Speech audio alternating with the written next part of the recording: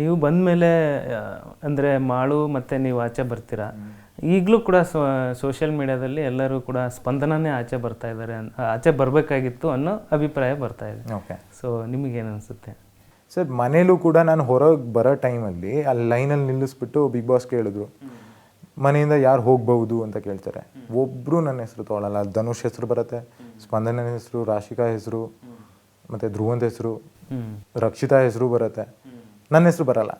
ನಾನೊಬ್ಬ like I was quite confident because ನನ್ನ ಕೇಳಿದಾಗಲೂ ನಾನು ಅಲ್ಲೂ ಹೇಳ್ತೀನಿ, ಸ್ಪಂದನ ಲೈಕ್ ಎಲ್ಲೋ ಡೇ ಒನ್ನಿಂದ ಗ್ರಾಫ್ ಒಂದೇ ಥರ ಇದೆ, ಎಲ್ಲರೂ ಅದನ್ನೇ ಹೇಳ್ತಿದ್ರು. ಬಟ್ ನನಗೆ ಅದು ಎವಿಡೆಂಟಾಗಿ ಕಾಣಿಸ್ತಿತ್ತು ಬಿಕಾಸ್ ಎಲ್ಲೂ ಅವ್ರದ್ದು ಮೇಲ್ ಹೋಗೋದಾಗ್ಲಿ ಕೆಳಗೂ ಹೋಗಿಲ್ಲ. ಅದು ಅವರು ತುಂಬ ಡೌನ್ ಆದರು ಅಂತಲೂ ಹೇಳಲ್ಲ, ಬಟ್ ಎಲ್ಲೋ ಒಂದೇ ಒಂಥರ ಮೀಡಿಯಮ್ ಆಗೇ ಇದ್ದಾರೆ ಅಂತ ನನಗೆ ಅನ್ನಿಸ್ತಿತ್ತು.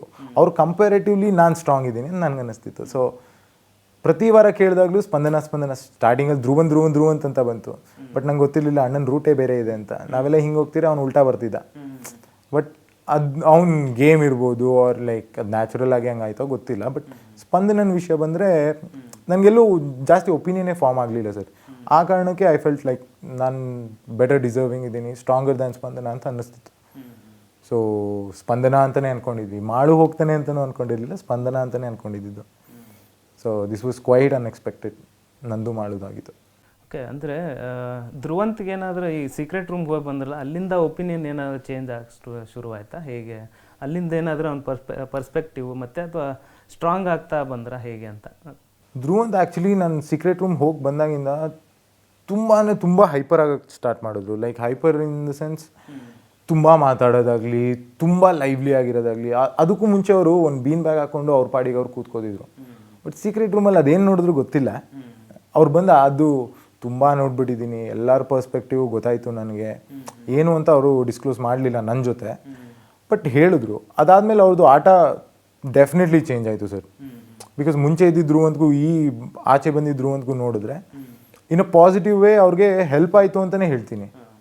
ಬಿಕಾಸ್ ಆ ಎನರ್ಜಿ, ಆ ಲೈವ್ಲಿನೆಸ್ ಏನಿತ್ತು ಮುಂಚೆ ಇದ್ದಿದ್ರು ಅಂತಲ್ಲಿ ಕಾಣಿಸ್ಲಿಲ್ಲ. ಸೊ ಪ್ಲಸ್ ಆಯಿತು ಸರ್ ಅವ್ರು ಸೀಕ್ರೆಟ್ ರೂಮ್ ಹೋಗಿ ಬಂದಮೇಲೆ.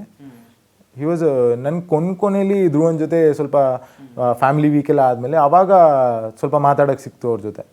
I feel like okay, is a nice ಗೈ ಹಂಗೆ ಅನ್ನಿಸ್ತು ನನಗೆ. ಬಿಕಾಸ್ ನಾ ಬರೀ ಸರ್ಫೇಸಲ್ಲಿ ನೋಡ್ತಾ ಇದ್ದೆ. ಓಕೆ, ಅವ್ನು ಬರೀ ರಿಯಾಕ್ಟ್ ಮಾಡಿದಾಗ, ಒಂಥರ ಆ್ಯಕ್ಷನ್ಸ್ ಮಾಡಿದಾಗ, ನಾಮಿನೇಷನ್ಸ್ ಟೈಮಲ್ಲಾಗಲಿ. ಬಟ್ ಇನ್ ಜನರಲ್ ಈ ಥರ ಕೂತ್ಕೊಂಡು ಮಾತಾಡೋದಾಗಲಿ ನಾವು ಮಾಡಿರಲಿಲ್ಲ ಮುಂಚೆ. ಅದು ಫ್ಯಾಮಿಲಿ ವೀಕ್ ಆದಮೇಲೆ ಸ್ವಲ್ಪ ಅವನ ಮೇಲೆ ಇದ್ದಿದ್ದು ಒಪಿನಿಯನ್ ಸ್ವಲ್ಪ ಕಮ್ಮಿ ಆಯಿತು. ಓಕೆ, ಈಸ್ ನಾಟ್ ದ್ಯಾಟ್ ಬ್ಯಾಡ್, ನಾನು ಅಂದ್ಕೊಂಡಿರೋಷ್ಟು ಕೆಟ್ಟವನಲ್ಲ ಇವನು.